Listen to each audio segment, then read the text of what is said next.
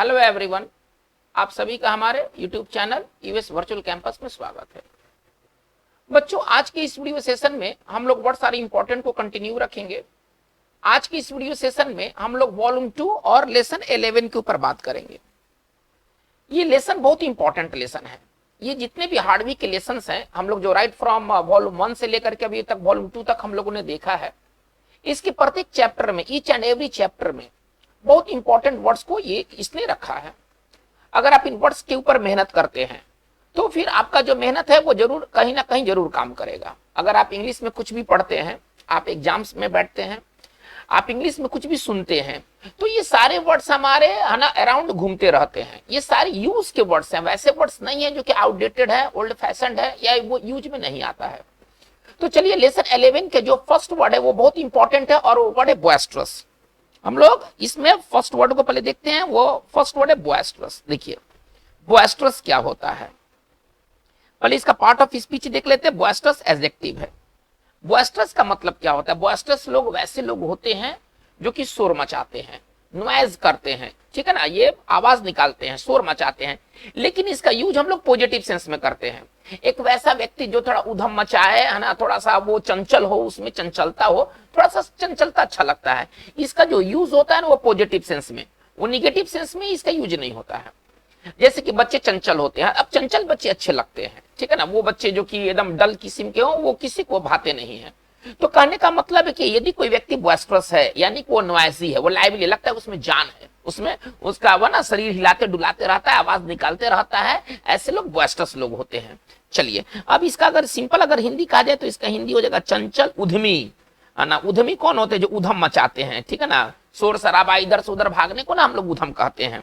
चलिए, अब इसके सिनोनिम्स क्या होंगे, इसका थोड़ा सिनोनिम्स देख लेते हैं। इसका सिनोनिम्स होगा लाइवली, है ना, ये जीवंत हैं, लगता है कि इनके अंदर जान है, ठीक है ना, ये जान, ये नॉइज करते हैं और ये अपने शरीर को हिलाते रहते हैं। चलिए, इसके लिए हम दूसरा सिनोनिम्स लिख सकते हैं, नॉइजी, स्पिरिटेड, ठीक है ना। चलिए, इस सबका मतलब है उद्यमी, सबका मतलब है चंचल, जोश से भरा हुआ। चलिए, इसके अपोजिट क्या हो जाएंगे, थोड़ा इसके अपोजिट को देख लेते हैं।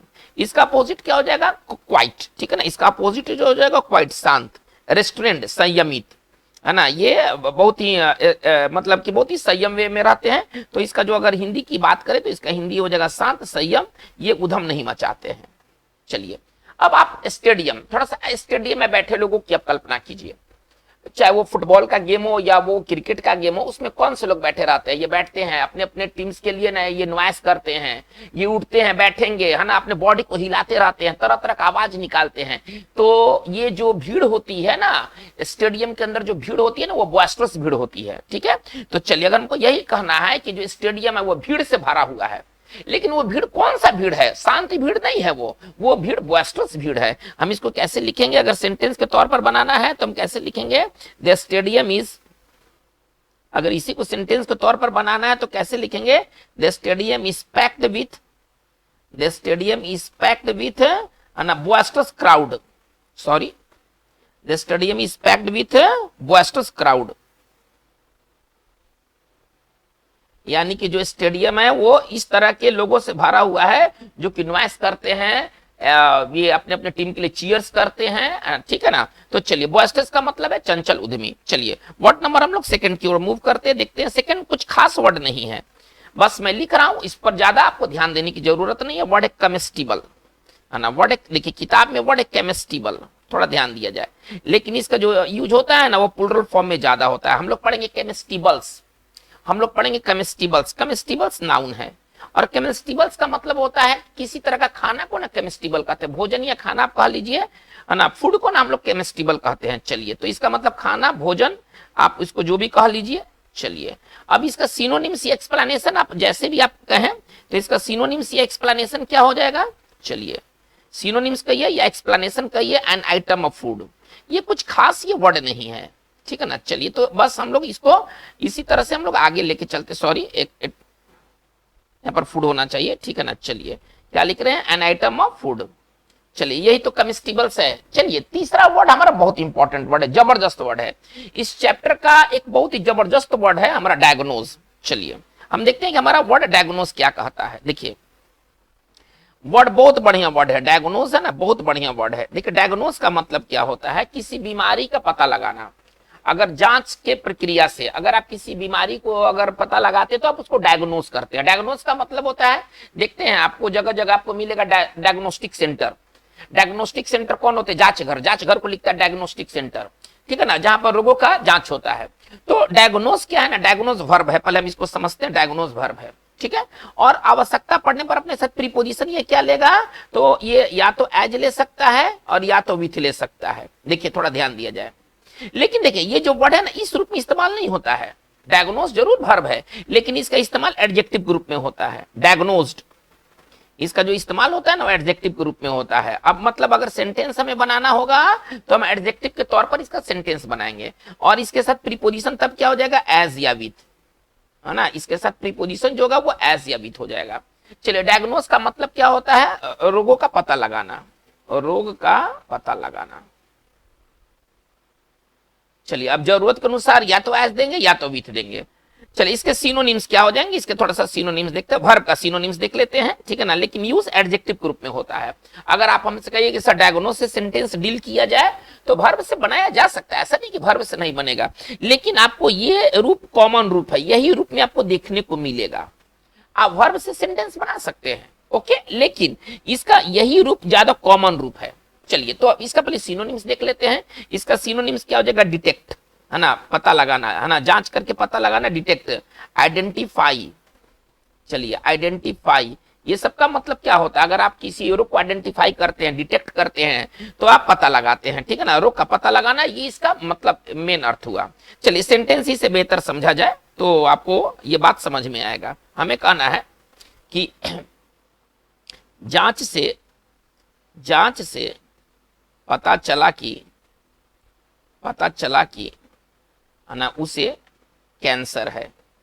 चलिए जांच से पता चला कि उसे कैंसर, मतलब जांच हुआ, जांच से पता चला कि उसे कैंसर। इसको सिंपल भाषा में हमें बनाना है, ठीक है ना। कैसे लिखेंगे, एडजेक्टिव फॉर्म का हम लोग इस्तेमाल करेंगे। कैसे लिखेंगे, ही, ठीक है ना, इज डायग्नोज्ड, यही है ना, रोग का पता लगाना जांच की प्रक्रिया से विथ टीबी। अब देखिए जांच वगैरह जांच की जो जांच से पता चला, ये सारा का सारा अंग्रेजी किसमें समा गया, डायग्नोज्ड में समा गया, ठीक है ना। तो अगर किसी बीमारी को डायग्नोज करते हैं तो जांच करके आप उसका पता लगाते हैं। कोई बीमारी था, जब जांच हुआ ना तो पता चला कि टीबी है, ठीक है ना। पहले तो बीमारी, पहले तक खांसी वगैरह था, मुंह से स्प्यूटम वगैरह आ रहा था, तो जांच जब किया गया तो पता चला कि इसको टीबी है। इसको अगर घुमाकर बनाया जाए तो कैसे लिखेगा, द डिजीज वाज, चलिए डायग्नोज्ड एज, यहां पर एज का जरूरत है, ठीक है ना, डायग्नोज्ड एज टीबी। इसका हिंदी क्या निकलेगा, इसका हिंदी ये निकलेगा कि जो बीमारी का पहचान किस रूप में किया गया, टीबी के रूप में किया गया, तो ये हमारा डायग्नोज हुआ। चलिए हम आगे बढ़ते हैं। हमारा नंबर 4 वर्ड है डिम्यूनिटिव, बहुत बढ़िया वर्ड, डिम्यूनिटिव बहुत बढ़िया वर्ड है, आप ऐसे समझिए। देखिए डिम्यूनिटिव का मतलब होता है नाटा, ठीगना, है ना, बौना को डिम्यूनिटिव कहते हैं। ये पार्ट ऑफ स्पीच से एडजेक्टिव है। बहुत ही शॉर्ट आदमी को, है ना, बहुत ही लिटिल आदमी को ना हम लोग डिम्यूनिटिव कहते हैं। इसका साइनो क्या हो जाएगा, चलिए इसके सिनोनिम्स की अगर हम बात करते हैं, इसका हिंदी हो जाएगा नाटा। कभी आपने एक हिंदी सुना, ठीगना, ठीगना, है ना, नाटा को ना ठीगना कहते हैं, तो नाटा या ठीगना इसका हिंदी होगा। चलिए इसका सिनोनिम्स हम क्या कर सकते हैं, सिनोनिम्स इसका हो जाएगा शॉर्ट। यदि कोई व्यक्ति अगर डिम्यूनिटिव है तो वो शॉर्ट हाइट का है, ठीक है ना। चलिए इसको हम लिटिल भी कह सकते हैं ना, ठीक है ना, डिम्यूनिटिव को हम लोग लिटिल भी कह सकते हैं। चलिए इसका हिंदी है ठीगना या नाटा। चलिए इसके एंटोनिम्स क्या हो जाएंगे, इसका एंटोनिम्स हो जाएगा इनॉर्मस, विशाल, बड़ा, इनॉर्मस, बिग या लार्ज। इसका एक और भी एंटो है, चलिए इसका हिंदी क्या हो जाएगा, विशाल, ठीक है ना, बड़ा। चलिए तो ये डिम्यूनिटिव है। हमको कहना है कि एक नाटा आदमी, है ना, ब्लैक ड्रेस में था, ब्लैक ड्रेस पहना था, एक नाटा आदमी ब्लैक ड्रेस पहना था। इसको हम कैसे लिखेंगे, ठीक है ना, हमको कहना है कि एक नाटा आदमी ब्लैक ड्रेस पहना था, कैसे लिखेंगे, ए डिम्यूनिटिव, है ना, ए डिम्यूनिटिव फिगर, फिगर का मतलब यहाँ व्यक्ति से समझिएगा, ठीक है ना, ड्रेस्ड इन, है ना, dressed in black, dressed in black. चलिए तो यही बात है, डिम्यूनिटिव अगर कोई व्यक्ति है तो बहुत ही शॉर्ट हाइट का है, बहुत ही ठीगना किस्म का है। चलिए हम लोग आगे बात को लेकर चलते हैं। ये वर्ड नंबर हमारा जो था 4 था, वर्ड नंबर हम लोग 5 की ओर आते हैं। फटाफट चीजों को देख लेते हैं। वर्ड नंबर हमारा 5 क्या, एक्सेंट्रिक। चलिए बहुत खूबसूरत वर्ड, बहुत ही खूबसूरत वर्ड है। देखिए, यदि कोई व्यक्ति या उसका बिहेवियर यदि एक्सेंट्रिक है, अजीबोगरीब उसका व्यवहार है, मतलब इसका मतलब होता है अजीबोगरीब, जो नॉर्मल से हट करके हो, ठीक है ना, जो नॉर्मल से हट करके हो वो एक्सेंट्रिक होता है। बहुत अच्छा वर्ड है ये। चलिए, इसको अगर हम इसका हिंदी कहें तो इसका हिंदी होता है विचित्र, असामान्य, जो सामान्य नहीं हो, ठीक है ना, असामान्य, खास तौर पर कोई व्यवहार, इसका इस्तेमाल हम लोग बिहेवियर के लिए ज्यादा करते हैं, ठीक है ना। चलिए, विचित्र, असामान्य। यदि कोई व्यक्ति अगर एक्सेंट्रिक व्यवहार वाला है, यानी कि उसका जो व्यवहार है वो विचित्र व्यवहार है। चलिए, इसके सिनोनिम्स क्या हो जाएंगे? इसका सिनोनिम्स हो जाएगा क्वियर, विचित्र। चलिए देखते हैं, स्ट्रेंज, विचित्र, ऑड, विचित्र, पिक्यूलियर, विचित्र, ये सब विचित्र के अंग्रेजी हैं, सब बढ़िया वर्ड है। अनकन्वेंशनल, जो कि लीक से हट करके हो, अनकन्वेंशनल, जो लीक से हट करके हो, ये सब हम लोग क्या देख रहे हैं, सब विचित्र के अंग्रेजी है। हमको कहना है कि अपने अजीबो गरीब, है ना, व्यवहार के कारण अपना जॉब खो दिया, और उसका अजीब गरीब व्यवहार था ऑफिस में, और इसके कारण उसका जॉब चला गया। हमको ऐसा कहना है, ठीक है ना, हमको इस तरह से कहना है कि अपने अजीबो गरीब व्यवहार के कारण उसने अपनी नौकरी गंवा दी। चलिए, ठीक है ना, अपने, है ना, विचित्र व्यवहार के कारण, विचित्र व्यवहार के कारण उसने अपनी नौकरी गंवा दी। चलिए, हमको ऐसा कहना है कि अपने विचित्र व्यवहार के कारण उसने अपनी नौकरी गंवा दी। पहले उसने अपनी नौकरी गंवा दी, पहले इतना भाग उठाते हैं। चलिए, कैसे लिखेंगे? ही लॉस्ट, है ना, हिज जॉब, एकदम इसको आसानी से बनाया जा सकता है। चलिए, ड्यू टू हिज के कारण के लिए ड्यू टू हिज। चलिए, विचित्र के लिए क्या वर्ड? विचित्र के लिए हमारे पास इतने सारे वर्ड्स है ना, विचित्र के लिए कोई भी वर्ड हम लिख सकते हैं। Eccentric is the best. तो he lost his job due to his eccentric behaviour, नहीं, इसको एक्सेंट्रिक का पढ़ें, ड्यू टू हिज एक्सेंट्रिक, चलिए, एक्सेंट्रिक बिहेवियर। चलिए, तो ये हमारा एक्सेंट्रिक रहा। इसका एंटोनिम्स हम लोग यहीं पर कर लेते हैं। चलिए, इसका एंटोनिम्स क्या हो जाएगा? नॉर्मल, है ना, सामान्य। इसका क्या हो जाएगा? नॉर्मल, कन्वेंशनल, नॉर्मल, कन्वेंशनल, और इसका हिंदी हो जाएगा सामान्य, जो विचित्र ना हो, सामान्य जो विचित्र ना हो। वर्ड नंबर हम लोग 6 पर मूव करते हैं। देखते हैं कि हमारा 6 वर्ड क्या। इपोक।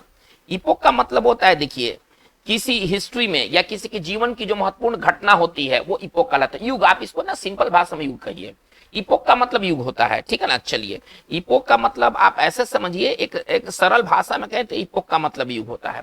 तोड़ के लिखे इसको सिनोनिम्स या एक्सप्लेनेशन कहिए, है ना। सिनोनिम्स इसका कैसे लिखेंगे? तो एरा, एरा मतलब युग। चलिए, एज मतलब युग, आयोन युग, देखिए ये सब युग के अंग्रेजी हैं, ठीक है ना, ये सब का मतलब युग होता है। चलिए, इसको अगर तोड़ के लिखे तो कैसे लिखेंगे? A very important, a very important,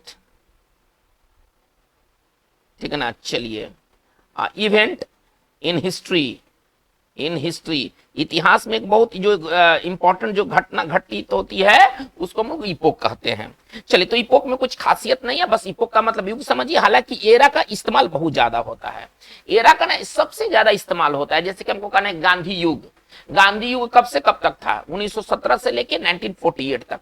era का ना अगर यूज के दृष्टिकोण से बात करें तो इपोक से ज्यादा यूज का वर्ड एरा है, ठीक है ना। चलिए, हमको कहना है कि घोड़ा गाड़ी के युग अब बीत गए हैं, हमको ऐसे कहना है कि घोड़ा गाड़ी के युग बीत गए हैं। चलिए, एरा का इस्तेमाल करके बनाते हैं हम ना। चलिए, घोड़ा गाड़ी के युग, घोड़ा गाड़ी के युग बीत गए हैं। चलिए, एक साधारण सी बात है, ठीक है ना, घोड़ा गाड़ी के युग बीत गए। हमको सेंटेंस बनाना, कैसे लिखेंगे? The era of, the era of. चलिए, घोड़ा गाड़ी के लिए अंग्रेजी क्या होता है? हॉर्स एंड बग्गी, है ना, हॉर्स एंड बग्गी। चलिए, इज गॉन, खत्म हो गए हैं। चलिए, तो इस तरह से हम लोग एरा का ज्यादा हम लोग इस्तेमाल करते हैं इपोक के मुकाबले, लेकिन इपोक का भी अर्थ होता है युग। चलिए, वर्ड नंबर हम लोग 7 की ओर मूव करते हैं। देखते हैं कि हमारा 7वां कौन सा वर्ड है। चलिए, एक्सर्प्ट, इसको पढ़ेंगे ना, एक्सर्प्ट। देखिए, किसी चीज जो लिखा हुआ कोई चीज है, कोई रिटन पीस है ना, या कोई स्पीच है, उसका जो अंश होता है ना, अंश, अंश का मतलब एक छोटा सा भाग, उसको एक्सर्प्ट कहते हैं। एक्सर्प्ट का मतलब आप ऐसे समझिए, अगर इसको अगर सरल भाषा में है तो अंश या भाग किसी लिखित चीज का या किसी भाषण का, ठीक है ना। चलिए लिखित मटेरियल का जो लिखित चीज का जो अंश होता है, ठीक है ना, वो लिखित चीज का जो अंश होता है,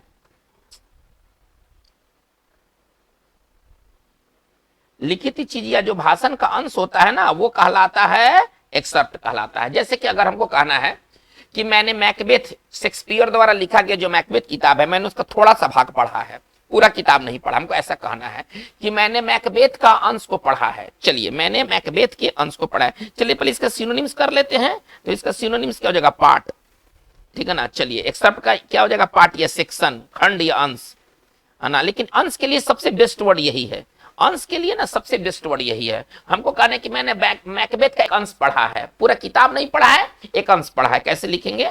अगर इसको सेंटेंस के रूप में बनाना है तो I have read an excerpt of, है ना, I have read an excerpt of, है ना, Macbeth, I have read an excerpt of Macbeth, never the whole book, never the whole book, पूरा किताब नहीं पढ़ा है, केवल और केवल मैंने एक्सर्प्ट पढ़ा है। चलिए तो एक्सर्प्ट का मतलब क्या होता है? कोई चीज का अंश जो होता है वो एक्सर्प्ट कहलाता है। ये वर्ड नंबर 7 है। वर्ड नंबर 8 की ओर हम लोग देखते हैं। वर्ड नंबर 8 हमारा क्या है? चलिए देखिए हमारा वर्ड नंबर जो 8 है ना, वो बहुत इंपॉर्टेंट वर्ड है। वह क्या है कि हम लोग अब बात करेंगे फिलियल की तरफ। अब हम लोग बात करेंगे फिलियल की तरफ। देखिए फिलियल का संबंध किससे है? फिलियल का संबंध माता या पिता, सॉरी, सन या डॉटर से, संतान से संबंधित है। फिलियल का संबंध किससे है? जिसका संबंध संतान से हो, संतान से संबंधित। इसको तोड़ के लिखे तो संतान से संबंधित। संतान लड़का या लड़की कुछ भी हो सकता है। चलिए अगर कोई चीज फिलियल है तो उसका संबंध किससे? उसका संबंध संतान से है। चलिए इसको थोड़ा सा देखा जाए। फिलियल का मतलब होता है संतान से संबंधित। चलिए इसका सिनोनिम्स या एक्सप्लेनेशन जो भी कहिए, सिनोनिम्स या एक्सप्लेनेशन जो भी कहिए, कैसे लिखेंगे? है ना, रिलेटिंग टू सन या डॉटर, जिसका संबंध बेटा या बेटी से हो, सन या डॉटर। चलिए इसके लिए छोटा सा सिनोनिम्स लिखे तो कैसे लिखेंगे? ड्यूटीफुल या लॉयल, ब्यूटीफुल या लॉयल। चलिए इसका एंटोनिम्स क्या हो जाएगा? इसका एंटोनिम्स हो जाएगा, ठीक है ना, डिसलॉयल या, है ना, अनफिलियल भी हम लिख सकते हैं। चलिए इसका अगर हमें लिखना है तो हम लिख सकते हैं अनफिलियल, जिसका संबंध बेटा या बेटी से नहीं हो, है ना, जो संतान से संबंधित नहीं है वो अनफिलियल है। अगर हमको कहना है जैसे कि संतान के कर्तव्य होते हैं माता पिता के प्रति, संतान के कर्तव्य हमको लिखना है, हमको लिखना है ना, हमको लिखना है संतान के कर्तव्य लिखना है। संतान में बेटा या बेटी दोनों में से कोई भी हो सकता है। संतान के कर्तव्य लिखना है ना। हर संतान के अपने माता पिता के प्रति कर्तव्य होते हैं। चलिए अब संतान, तो इसको कैसे लिखेंगे? संतान के लिए इतना के लिए क्या वर्ड हो जाएगा? फिलियल, जिसका संबंध संतान से हो, फिलियल। अच्छा इसके बाद ड्यूटीज लिख सकते हैं, संतान के अपने कर्तव्य होते हैं। हमको कहता है संतान के स्नेह किसी माता पिता को मिला या नहीं मिला, संतान के स्नेह, इसको कैसे लिखेंगे? चलिए अब इतना के लिए वर्ड क्या हो जाएगा? फिलियल। इतना के लिए वर्ड क्या हो जाएगा? फिलियल। और स्नेह के लिए अफेक्शन। चलिए तो इस तरह के जो फ्रेज है ना, ये ज्यादा इस्तेमाल होते हैं, ठीक है ना। फिलियल अफेक्शन होते हैं, फिलियल ड्यूटीज होते हैं। चलिए अब हम आते हैं वर्ड नंबर 9 की तरफ। वर्ड नंबर 9 को देखते हैं कि वर्ड नंबर हमारा 9 क्या है? इंपेडिमेंट। वर्ड नंबर 9 हमारा है इंपेडिमेंट। चलिए इंपेडिमेंट का मतलब क्या होता है? बाधा, अवरोध, ठीक है ना। इंपेडिमेंट का मतलब होता है बाधा या अवरोध, अवरोध या बाधा को हम लोग इंपेडिमेंट कहते हैं। चलिए इसके सिनोनिम्स क्या क्या हो जाएंगे? इसका सिनोनिम्स हो जाएगा ऑब्स्टेकल, इसका सिनोनिम्स हो जाएगा ऑब्स्टेकल, इसका सिनोनिम्स हो जाएगा हिंड्रेंस, ठीक है ना। इसका सिनोनिम्स हो जाएगा ऑब्स्ट्रक्शन। ये सब बाधा या अवरोध के अंग्रेजी हैं। ये ऑब्स्ट्रक्शन, ये कॉमन वर्ड में लगाते तो बैरियर, सबका मतलब क्या है? अवरोध या बाधा, ठीक है ना। चलिए इंपेडिमेंट क्या होता है ना, अवरोध या बाधा को हम लोग इंपेडिमेंट कहते हैं। चलिए अब इसका एंटोनिम्स क्या हो जाएगा? इसका एंटोनिम्स हो जाएगा एड, सहायता। इसका एंटोनिम्स क्या हो जाएगा? एड, सहायता। चलिए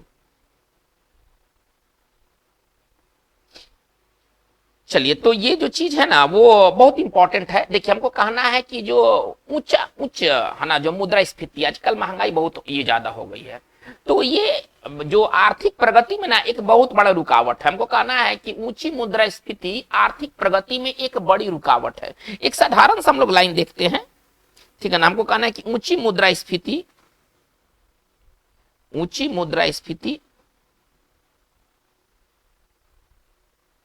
है ना, आर्थिक प्रगति में एक बाधा है। हमको कहना है कि ऊंची मुद्रास्फीति आर्थिक प्रगति में एक बाधा है, एक रुकावट है। चलिए अब इसको हमको डील करना है, कैसे लिखेंगे? चलिए, हाई इन्फ्लेशन कैसे लिखेंगे? ऊंची मुद्रास्फीति के लिए, ऊंची के लिए तो आप समझ रहे हैं, और इन्फ्लेशन का मतलब होता है मुद्रास्फीति, हाई इन्फ्लेशन। चलिए, इज एन इम्पेडिमेंट, है ना, इज एन इम्पेडिमेंट। एक बड़ा चीज हम लोग यहाँ सीखेंगे, इम्पेडिमेंट के साथ प्रीपोजिशन क्या लगता है। देखिए, इम्पेडिमेंट +2, यदि ये प्रीपोजिशन की अगर आवश्यकता अगर हमें पड़ेगी इम्पेडिमेंट के बाद, हालांकि ये जितने भी वर्ड है, ऑब्स्टिकल, हिंड्रेंस, ऑब्स्ट्रक्शन, ये सभी के सभी क्या लेते हैं, ये केवल ये बात इम्पेडिमेंट तक लागू नहीं है, ठीक है ना। ये जितने भी बाधा या अवरोध के अंग्रेजी हैं और भी इंग्लिश हो सकते हैं, वो सभी के सभी अपने साथ ये नॉर्मली टू लेते हैं। चलिए कैसे लिख रहा हूं, high inflation is an impediment to, चलिए, इकोनॉमिक प्रोग्रेस, इकोनॉमिक प्रोग्रेस। तो ये हमारा रहा इम्पेडिमेंट का अर्थ, और इम्पेडिमेंट का मतलब होता है बाधा या अवरोध। चलिए, ये वर्ड नंबर 9 था। वर्ड नंबर हम लोग 10 की ओर देखते हैं। वर्ड नंबर हमारा 10 क्या है? चलिए, वर्ड नंबर हमारा 10 है आयरोनिक। देखिए, वर्ड है आयरोनिक, किताब में हालांकि दिया है आयरोनिकल, तो दोनों हम लिख सकते हैं। जो अर्थ आयरोनिकल का है वही अर्थ आयरोनिक का है। देखिए, इसका मतलब क्या होता है, आप कुछ ऐसी बातें कहते हैं जो उल्टा प्रतीत होता है ना, वैसी बातें जो उल्टा प्रतीत हो वो आयरोनिक होता है या आयरोनिकल होता है। जैसे हम कहते हैं कि जो व्यक्ति दूसरे के लिए गड्ढा खोदता है वो उसमें खुद जाके गिर जाता है। ये क्या है? ये आयरोनिक बातें हैं। आयरोनिक बातें वैसी बातें हैं जो हमें विपरीत नजर आए, ठीक है ना। जब पैसा नहीं था तो पढ़ने का बहुत मन था, जब पैसा नहीं था तो पढ़ने का बहुत मन था, और जब पैसा आ गया तो मन ही खत्म हो गया। ये क्या है? ये एक तरह से आयरोनिक है। मतलब इसको आप सिंपल भाषा में समझिए तो आपने कभी शब्द सुना होगा विडंबना, विधि की विडंबना, ठीक है ना। यही होता है आयरोनी ऑफ फेट, बहुत इंपॉर्टेंट बात है। चलिए, आयरोनिक, आयरोनिकल का मतलब क्या? विडंबना से भरा हुआ। इसको सरल भाषा में कहें तो विडंबना पूर्ण।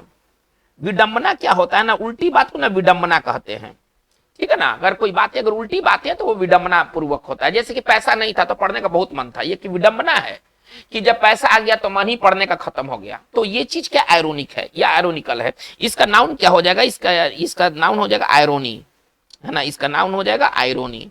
और इसी से एक बहुत इंपॉर्टेंट फ्रेज बना है ना, विधि की विडंबना। हम लोग कभी हिंदी सुने होंगे, ठीक है ना। विधि की विडंबना, विधि का मतलब भाग्य से है, ठीक है ना। विधि की विडंबना, तो विधि की विडंबना का अंग्रेजी क्या हो जाएगा ना, आयरोनी ऑफ फेट, आयरोनी ऑफ फेट। चलिए, तो इसका जो नाउन है आयरोनी, और आयरोनी का तब हिंदी क्या हो जाएगा? आयरोनी का तब हिंदी हो जाएगा विडंबना। चलिए, अब आयरोनिकल का हमें सिनोनिम्स देखना है कि इसका सिनोनिम्स क्या होना चाहिए। चलिए, इसके सिनोनिम्स को थोड़ा सा देख लेते हैं। इसका सिनोनिम्स होगा सरकास्टिक, इसका सिनोनिम्स हो जाएगा सरकास्टिक, पैराडॉक्सिकल, है ना, पैराडॉक्सिकल। इसका बहुत अच्छा, ये पैराडॉक्सिकल भी वही होता है ना, जिसमें बातें हमें उल्टी नजर आए, वो भी पैराडॉक्सिकल होता है। यदि कोई मैटर यदि पैराडॉक्सिकल है, इसका मतलब है कि वो उसमें उल्टी बातें नजर आएंगी, ठीक है ना। चलिए, अब हम एक सेंटेंस बनाते हैं। चलिए, एक बहुत ही विडंबना है कि वो टीचर बन गया। टीचर, अच्छा, टीचर बनना क्या, क्यों विडंबना है? क्योंकि बचपन में ना वो स्कूल से नफरत करता था। देखिए, स्कूल से नफरत करता था, अब बाद में जाकर टीचर बना। तो ये इसमें सिचुएशन कैसा सिचुएशन है, इसमें ना बात उल्टा नजर आता है कि एक व्यक्ति जो जब पढ़ता था, है ना, तब वो स्कूल से नफरत करता था, अब बाद में जाके वो टीचर बना। अगर हमको ऐसे कहना है तो कैसे कहेंगे? चलिए, इट इज आयरोनिकल दैट, ठीक है ना, इट इज आयरोनिकल, चाहे आयरोनिक, हम दोनों में से कोई भी लिख सकते हैं। आयरोनिक ज्यादा चर्चा, ये ज्यादा यूज में आता है, ठीक है ना। इट इज आयरोनिक दैट, ठीक है ना, he became a teacher, he became a teacher. क्यों टीचर भाई? इसको टीचर बनने को आप आयरोनिक क्यों कहते हैं? अब देखिए, एक्सप्लेनेशन यहां दे रहा हूं, डैश, ये डैश है ना, इसको डैश समझिएगा। ही, है ना, ही हेटेड है ना, ही हेटेड स्कूल। चलिए, इसका हिंदी क्या निकलेगा कि ये बहुत विडंबना भरी बातें हैं कि वो एक टीचर बना। टीचर क्यों बना? इसमें विडंबना वाली क्या बातें हैं? तो वो स्कूल से नफरत करता था, अब बना टीचर। चलिए, तो ये हमारा ये आयरोनिक बहुत इंपॉर्टेंट वर्ड है, और कम से कम आपको ना ये जरूर पढ़ना चाहिए, आयरोनी ऑफ फेट। इस तरह की बातें आपको बार बार देखने को मिलेगा, इस तरह की बातें आपको बार बार देखने को मिलेगा। चलिए, वर्ड नंबर हम लोग 11 में मूव करते हैं, देखते हैं कि 11वां वर्ड हमारा क्या है। देखिए, वर्ड है मैलिग्नेंट।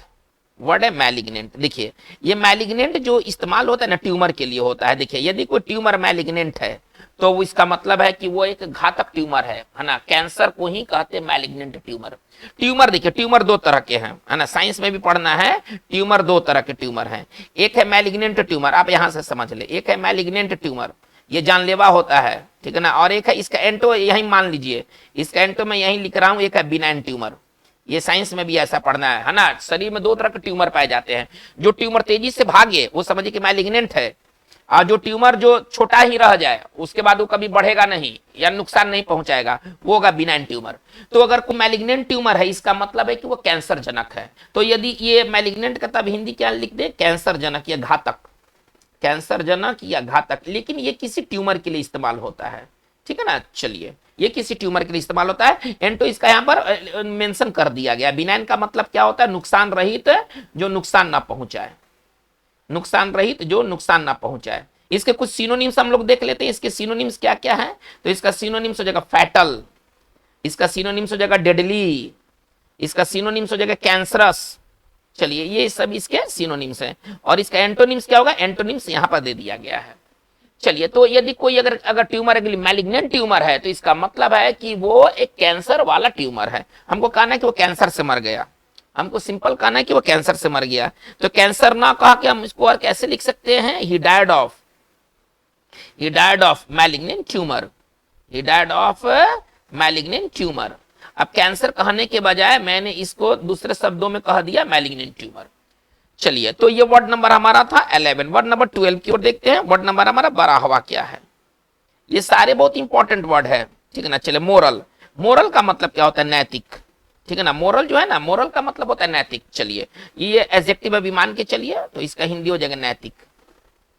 चलिए इसका सिनोनिम्स क्या हो जाएगा, मोरल का सिनोनिम्स हो जाएगा इथिकल, है ना। मोरल का सिनोनिम्स हो जाएगा ethical, virtuous.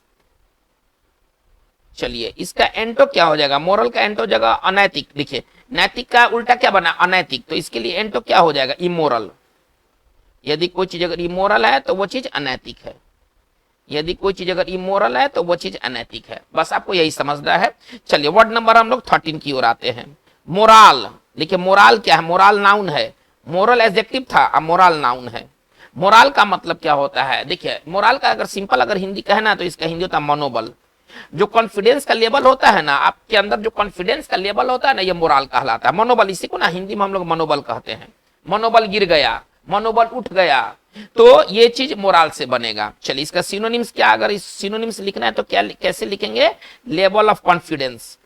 Level of confidence को ना मोराल कहते हैं, है ना। चलिए अब हमको कहना है कि टीम, जैसे वेस्ट इंडीज टीम, देखिए वेस्ट इंडीज टीम क्या है, हार रही है और टीम का मोराल एकदम नीचे चला गया है। नहीं, टीम का मोराल जो है नीचे चला गया। हम इसको लिखना है कि टीम हार रही है और उसका मनोबल एकदम नीचे है। कैसे लिखेंगे, the team is,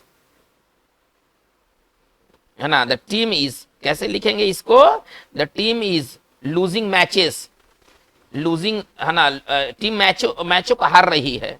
and the morale, और मोराल कहां चला गया है, और मनोबल कहां चला गया, खिलाड़ियों का मनोबल कहां चला गया है। And the moral of players, और खिलाड़ियों का जो, प्लेयर्स का जो मोरल है वो कहां पर है, इज लो, एकदम नीचे चला गया है। जब टीम जीतेगी तो मोरल हाई होगा, जब टीम हारेगी तो मोरल लो होगा। तो यही है मोरल। मोरल का मतलब होता है मनोबल, लेवल ऑफ कॉन्फिडेंस को ना हम लोग मोरल कहते हैं। चलिए बहुत इंपॉर्टेंट ये वर्ड है। हम लोग आते हैं वर्ड नंबर 14 में। देखते हैं कि वर्ड नंबर हमारा 14 क्या है। वर्ड नंबर 14 का था मोटिव। कोई खास वर्ड नहीं है, बस इसको बस इसी तरह से हम लोग लेके चलते हैं। मोटिव का मतलब होता है ना नक्काशी या बनावट, है ना। मोटिव का मतलब होता है पैटर्न। इसका साइन क्या हो जाएगा, पैटर्न या डिजाइन।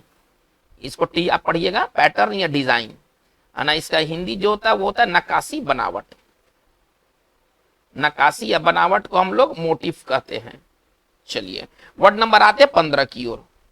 चलिए वर्ड नंबर आते हैं 15 की ओर। तो मोटिव, मोटिव एक अच्छा वर्ड है, मोटिव एक अच्छा वर्ड है। ये वर्ड नंबर 12, 13, 14 एंड 15। चलिए मोटिव वर्ड नंबर हमारा है 15वां, मोटिव। मोटिव का मतलब क्या होता है, देखिए प्रयोजन होता है, प्रयोजन होता है, ठीक है ना। आप प्रयोजन का मतलब कारण, आप ऐसे समझिए, है ना। मोटिव का मतलब प्रयोजन होता है। इसका अगर शुद्ध अगर हिंदी कहा जाए तो इसका मतलब होता है प्रयोजन। ठीक है ना। इसका शुद्ध हिंदी होता है ना प्रयोजन होता है, कोई कार्य करके क्या प्रयोजन है, आप किस प्रयोजन से मेरे पास आए हैं। चलिए इसका सिनोनिम्स क्या होगा, इसका सिनोनिम्स हो जाएगा ग्राउंड, इसका सिनोनिम्स हो जाएगा ग्राउंड, ठीक है ना। रीजन, मोटिवेशन, रीजन, ठीक है ना, मोटिवेशन, पर्पस। चलिए ये इसके सिनोनिम्स हो जाएंगे, ठीक है ना। देखिए अब सेंटेंस हमको बनाना है कि जैसे कि उसने डील किया है ना, लेकिन मतलब उसका प्रयोजन था ना लाभ कमाना, है ना। जो डील हुआ ना उसका प्रयोजन क्या था, लाभ कमाना, हमको ऐसे कहना है। कैसे इसको लिखेंगे, द डील वाज डन, इसी को लिखना है तो कैसे लिखेंगे, the deal was done, deal को किया गया। चलिए ऑन, चलिए माना profit motive, on profit motive, इसका हिंदी क्या निकलेगा कि देखिए इसका हिंदी ये निकलेगा कि लाभ के प्रयोजन से, लाभ के उद्देश्य से, है ना, डील को किया गया। चलिए एक दूसरा सेंटेंस देखते हैं, हत्या का क्या कारण था, हत्या का क्या प्रयोजन था। पुलिस हत्या का प्रयोजन नहीं पता कर पाई, पुलिस जो है ना हत्या का प्रयोजन नहीं पता कर पाई कि मतलब किस कारण से हत्या किया गया था, उसका मंसूबा क्या था। प्रयोजन नहीं समझते हैं तो आप इसका एक सरल आप हिंदी समझिए मंसूबा, ठीक है ना। किस मंसूबे से हत्या किया गया था, पुलिस इसको नहीं ये डिटेक्ट कर पाई। कैसे लिखेंगे, the police were enable to, the police were enable to discover, ठीक है ना। डिस्कवर मतलब पता लगाना, द मोटिव फॉर, ठीक है ना, for discover the motive for his murder, मतलब उसके हत्या का क्या कारण था, उसका हत्या का क्या मंसूबा था, उसका हत्या का क्या प्रयोजन था, किस चीज के लिए हत्या किया गया, पुलिस इस चीज को ना डिस्कवर नहीं कर पाई। तो कोई चीज का मोटिव क्या होता है, उसका प्रयोजन होता है, उसका मंसूबा होता है। वर्ड नंबर हम लोग 16 की तरफ देखते हैं कि वर्ड नंबर 16वां क्या है हमारा। ये सारे वर्ड्स बहुत इंपॉर्टेंट वर्ड्स है, आप ये समझ लें, ये सारे वर्ड्स बहुत इंपॉर्टेंट वर्ड्स है। वह है नॉन डिस्क्रिप्ट, वह है नॉन डिस्क्रिप्ट। देखिए नॉन डिस्क्रिप्ट का मतलब क्या होता है, यदि कोई चीज नॉन डिस्क्रिप्ट है, एकदम साधारण है, उसमें कोई विशेषता नहीं है, एकदम मामूली किस्म का है, उसमें कोई फीचर्स नहीं है, कोई उसमें खासियत नहीं है, आप ऐसा समझिए, बिना खासियत वाला, बिना आकर्षण का, उसमें कोई ऐसा चीज नहीं जो उसको आकर्षित करे, आकर्षित बनाए, ठीक है ना। तो आप इसको सिंपल भाषा में समझिए कि बिना खासियत वाला, ठीक है ना, नॉन डिस्क्रिप्ट। चलिए नॉन डिस्क्रिप्ट को कैसे लिखेंगे, इसका मतलब इसका हिंदी क्या लिखेंगे, मामूली, मामूली, साधारण, है ना, बिना विशेषता वाला, बिना विशेषता वाला। चलिए अब इसको थोड़ा सा, इसका सिनोनिम्स क्या हो जाएगा भाई, इसका सिनोनिम्स हो जाएगा जिसमें कोई तरह का विशेषता नहीं हो, अनडिस्टिंग्विश्ड। इसका सिनोनिम्स क्या हो जाएगा, अनडिस्टिंग्विश्ड। चलिए यदि कोई चीज अनडिस्टिंग्विश्ड है, इसका मतलब है कि उसमें कोई विशेषता नहीं है, ठीक है ना। ऑर्डिनरी आप लिख सकते हैं, अनरिमार्केबल, इसको अगर दूसरा लिखना होगा तो हम लिख सकते हैं अनरिमार्केबल। चलिए इसके लिए हम और लिख सकते हैं, ठीक है ना। चलिए अनडिस्टिंग्विश्ड और अनरिमार्केबल, इसका आप समझ सकते हैं मामूली, साधारण, बिना विशेषता वाला। चलिए इसके लिए लिख सकते हैं, अगर और भी सिनोनिम्स की तरफ जाना चाहते हैं तो लिख सकते हैं ऑर्डिनरी। चलिए अब इसका एंटो क्या होगा, है ना, जो विशेषता से भरा हुआ हो, जो विशेषता से भरा हुआ, डिस्टिंक्टिव, डिस्टिंक्टिव, देखिए विशेषता से भरा हुआ। एक्स्ट्रा ऑर्डिनरी, ऑर्डिनरी का एंटो क्या हो जाएगा, एक्स्ट्रा ऑर्डिनरी हो जाएगा, एक्स्ट्रा ऑर्डिनरी हो जाएगा। चलिए इसका मतलब होता है कि मतलब कि विशेषता वाला, ठीक है ना, विशेषता वाला, असाधारण, विशेषता, है ना, विशेषता से पूर्ण, सरल भाषा में लिखे तो विशेषता से पूर्ण या असाधारण को हम लोग कहते हैं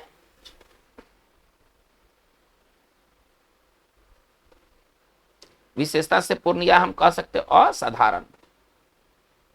चलिए ये तो एक बात हो गई। अब हमें इस पर थोड़ा सेंटेंस कहना है। वो एक मामूली से घर में रहता है ना, वो एक मामूली से घर में रहता है, उस घर में कुछ खासियत नहीं है, कोई ऐसा नहीं है कि जो घर को खूबसूरत बने। हमको कहना है वह एक बेहद मामूली घर में रहता है, वह एक बेहद मामूली घर में रहता है, हमको ऐसा बात कहना है, ठीक है ना। किसी व्यक्ति के लिए कहना है कि वो बेहद ही मामूली घर में रहता है, कैसे लिखेंगे, ही लिव्स, ठीक है ना, इन ए, कुछ नहीं करना है आपको, है ना, नॉन डिस्क्रिप्ट, ठीक है ना, he lives in a nondescript house. चलिए ये नॉन डिस्क्रिप्ट रहा, बिना विशेषता वाला, बिना खासियत वाला। वर्ड नंबर हम लोग 17 की तरफ मूव करते हैं। देखिए वर्ड नंबर 17 में है परपट, उससे भी बढ़िया वर्ड है ना आपका स्लॉथ। चलिए तो पहले परपट देख लेते हैं। परपट का मतलब होता है अर्थ, ठीक है ना। चलिए वर्ड है परपट। परपट का मतलब क्या होता है? परपट नाउन है, आप ऐसे समझिए। परपट का मतलब होता है ना अभिप्राय। अभिप्राय का मतलब अर्थ, इसको हम कह सकते हैं ना अभिप्राय। आपके कहने का क्या अभिप्राय है, आप क्या कहना चाहते हैं, ठीक है ना। चलिए अभिप्राय नहीं समझ में आता तो आप अर्थ समझिए। चलिए इसका सिनोनिम्स क्या हो जाएगा, है ना, जिस्ट, है ना। इसका जो सिनोनिम्स हो जाएगा वो जिस्ट हो जाएगा। बेसिक में बेसिक अर्थ होता है किसी चीज का, जो बेसिक अर्थ होता है ना उसको हम लोग कहते हैं परपट। किसी चीज का जो बेसिक अर्थ होता है ना वो कहलाता है परपट। इसका हम दूसरा साइन लिख सकते हैं मीनिंग, इसका हम दूसरा साइन लिख सकते हैं मीनिंग। चलिए हमको कहना है कि उसके बात का मैं अभिप्राय नहीं समझ सका, है ना। उसके क्या कहना चाहता था उसके बात का अभिप्राय नहीं, है ना, उसके बात का अभिप्राय मैं नहीं समझ सका, उसके बाद का अभिप्राय मैं नहीं समझ सका। चलिए हमको ऐसा कहना है, इसको कैसे लिखेंगे? I could not get, get मतलब समझना, है ना। I could not get the purport of his remark, the purport of his remark.